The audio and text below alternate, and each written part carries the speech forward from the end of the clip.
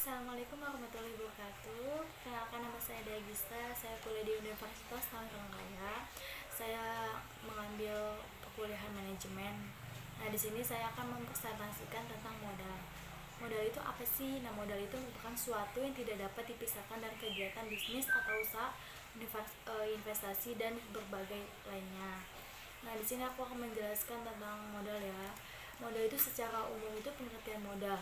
Nah, sekumpulan uang atau barang yang digunakan sebagai dasar melakukan sesuatu pekerjaan. Nah, dalam bahasa Inggris itu modal itu kapital. Nah, kapital itu itu barang yang dihasilkan oleh alam atau manusia untuk membantu produksi barang lainnya yang dibutuhkan manusia dengan bertujuan untuk memperoleh keuntungan.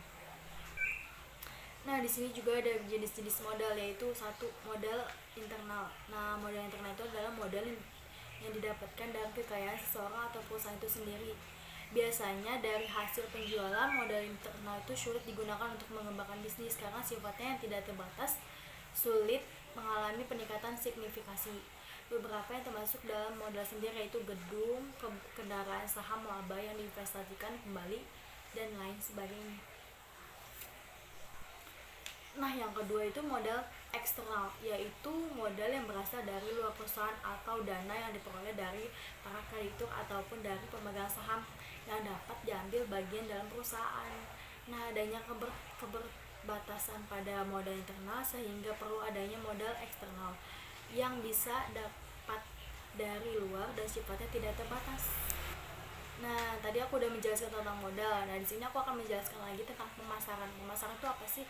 Pemasaran, oh iya, marketing iya, pemasaran iya. Itu tuh artinya apa sih?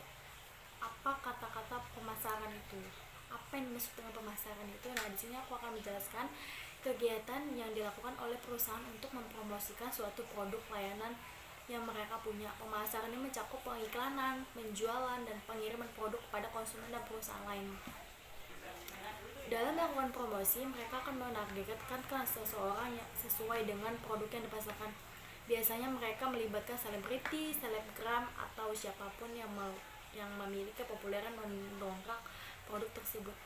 Gitu loh. Jadi kita kalau misalnya udah punya barang, oh kita mau penjualan dengan pengiklanan atau Facebook atau apa. Sekarang udah banyak banget dong kita kalau misal mau penjualan itu lebih salah Shopee, Lazada, itu tuh banyak banget.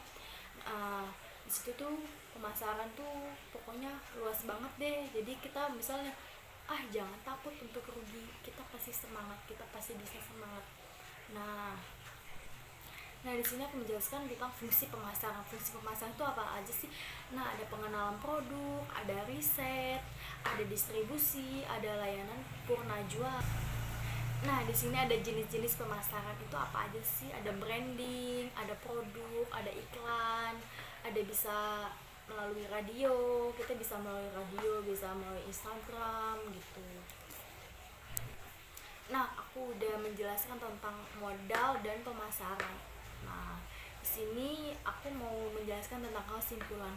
Nah, kesimpulannya itu jadi pemasaran merupakan hal yang penting dalam sebuah bisnis.